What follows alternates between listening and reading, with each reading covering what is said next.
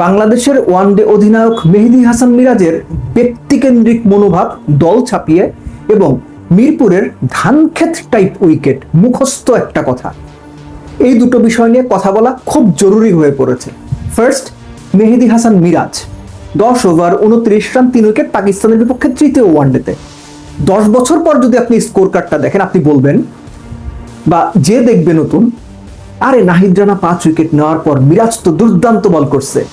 এই যে মিরাজ দুর্দান্ত বল করছে, এইটা সবাই যেন বলে, এইটা শোনার জন্য মিরাজ টানা 10 ওভার বল করে গেছে। আমি খুব সিম্পলি একটা কথা বলি আপনাদের, অপোনেন্টের 70 রানে 6 উইকেট চলে গেছে, তখন অন্যান্য ক্যাপ্টেনরা কি করে? দলের সেরা 2 বোলারকে ব্যাক করায় নিয়ে আসে, দ্রুততম সময়ে 4 উইকেট নিয়ে খেলা শেষ করে দাও। 100 আগে অপোনেন্টকে অল আউট করো। তাই তো বিষয়টা, বেসিক ক্রিকেটটা তাই। বাংলাদেশ দলের সেরা বোলারকে না, নাহিদ রানা অবশ্যই না।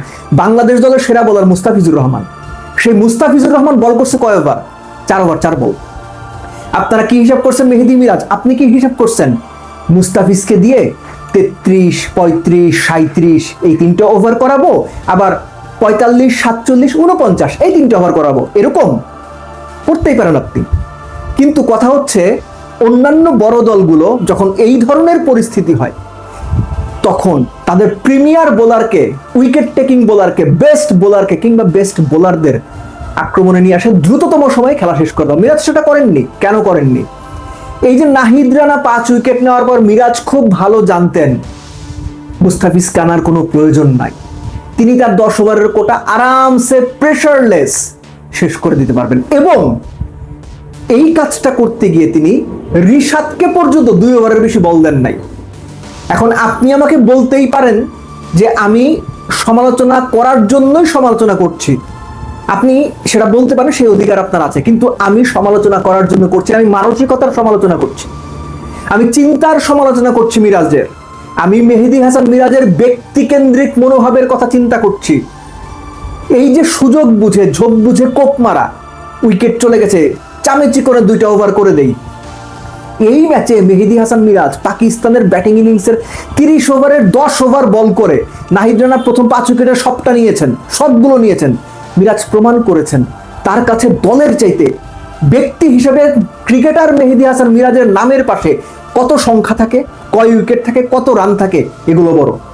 আপনি আমার কথা না মানতে চাইলে না মানতে পারেন, কিন্তু আমি এটা মনে করি, স্পেশালি পাকিস্তানের বিপক্ষে প্রথম ওয়ানডেতে সেইটা আবার প্রমাণ করছে। রিশাদকে যখন 2 ওভার বল দেওয়া হয়েছে, মুস্তাফিজকে তখন 6 উইকেট 70 রানে পড়ে যাওয়ার পরও বোলিং আনা হয় নাই। আমি ধরে নিচ্ছি নাহিদ রানা টানা 5-6 ওভারের স্পেল করছে, একটু তার বিশ্রাম দরকার, ফাইন। আপনি মুস্তাফিজ আর তাসকিনকে 2 পাশ থেকে 2জনকে করান, তাসকিন ওয়াজ দেয়ার। মিরাজ সেটা করেন নাই, নিজে বল করে গেছেন। এটা আমার বিবেচনায় আমি ভুল হতে পারি, কিন্তু আমার মনে হয় আমি বিশ্ব ক্রিকেটের আর কোনো দেশের এরকম উদাহরণ দেখি নাই। কোনো ক্যাপ্টেনকে এই ধরনের সিচুয়েশনে, এই ধরনের নিজের জায়গা থেকে নিজে বল করে যাওয়াটা না, সুযোগ থাকা সত্ত্বেও দলের বেস্ট বোলারদের না আনা কিংবা দলের বেস্ট স্পিনারকে আক্রমণে না আনার উদাহরণ আমি 30 বছর ধরে ভাই ক্রিকেট খেলা দেখি, এই 30 বছরে আমি এরকম উদাহরণ মনে করতে পারি না। মিরাজ বাংলাদেশের এই বোলিং লাইন আপের কয় নাম্বার বোলার? 5 নাম্বার বোলার ভাই, আপনি মানেন আর না মানেন, এই বোলিং লাইন আপের 5 নাম্বার বোলার হচ্ছে মিরাজ। সেই মিরাজ 30 ওভারের মধ্যে 10 ওভার বল করে গেল। এর চেয়ে বেশি উদাহরণ আপনি কি চান যে মিরাজের স্বার্থপরতা কিংবা ব্যক্তিকেন্দ্রিক মনোভাবের? মিরপুরের ধানক্ষেত টাইপ উইকেট, মিরপুরের এই উইকেটটাকে যারা ধানক্ষেত টাইপ উইকেট অনেকেই বলেছেন, আমার পরিচিত অনেকে বলেছেন, আমি নিশ্চিত করে বলি আপনি ক্রিকেটের কটাও বুঝেন, জাস্ট মুখস্থ বিদ্যায় বলে যান ওই যে মিরপুরের ধানক্ষেত টাইপের। No, it was a proper sporting track. মুস্তাফিজের বল দেখেছেন আপনি, শুরুর দিকে চমৎকার সুইং পেয়েছেন, শেপ পেয়েছেন মুস্তাফিজ। লেফট হ্যান্ডেড ব্যাটারদের গেছে, তার বল দারুণভাবে বের হয়ে যাচ্ছিল। নাহিদ রানার কথা তো আর বলার কোনো প্রয়োজনই নাই, এক্সট্রা মানে বাউন্স, পেস সবকিছু মিলে স্পিনারদের জন্য সামান্য কিছু ছিল। ইট ওয়াজ এ প্রপার উইকেট, সহজ কথায় বললে একটা ভালো স্পোর্টিং উইকেট। বাংলাদেশের ব্যাটিং দেখে আপনারা বুঝলেন না? 114 যখন বাংলাদেশ চেস করলো, 15 ওভার 1 বলে খেলা শেষ করলো। তানজিদ তামিম 5 ছক্কা 7 চারে 67 করলেন 42 বলে, 159 তার স্ট্রাইক রেট। শান্ত 33 বলে 27 করে গেলেন। ধানক্ষেত টাইপের উইকেট কোথায়?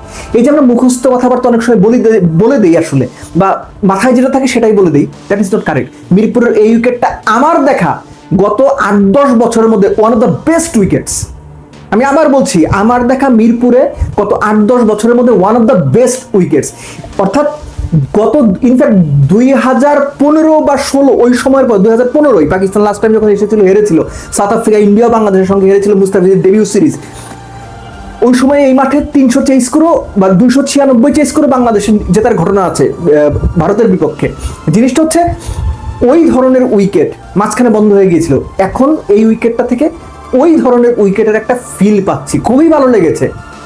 এই ধরনের উইকেটে খেললে বোলার, ব্যাটসম্যান, স্পিনার সবারই স্কিল ডেভেলপ করবে, কেননা আপনি যেখানেই খেলতে যাবেন হোয়াইট বলের ক্রিকেটে, সেখানে মোস্ট অফ দ্য কেসেস আপনার ভালো উইকেটেই খেলা হবে, ট্রু উইকেটেই খেলা হবে।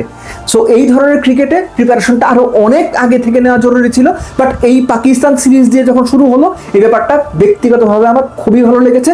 এবং যারা উইকেট নিয়ে কাজ করেছেন, পিচ নিয়ে কাজ করেছেন বা ডিসিশন নিয়েছেন, এই ব্যাপারে তার একটা ধন্যবাদ অবশ্যই প্রাপ্য যে মিরপুরের সেই ধান ক্ষেত, পাট ক্ষেত, গম ক্ষেত দুর্নাম ঘুচিয়ে স্পোর্টিং কিংবা ট্রু উইকেটের দিকে তারা আস্তে আস্তে এগিয়ে যাচ্ছেন। সো এই জন্যই বলছি, যারা মিরপুরের এই উইকেটটাকেও ধান ক্ষেত টাইপ উইকেট বলেছেন, ভাই আপনাদের জন্য 50 বালতি সমবেদনা, এর বেশি কিছু বলার নেই।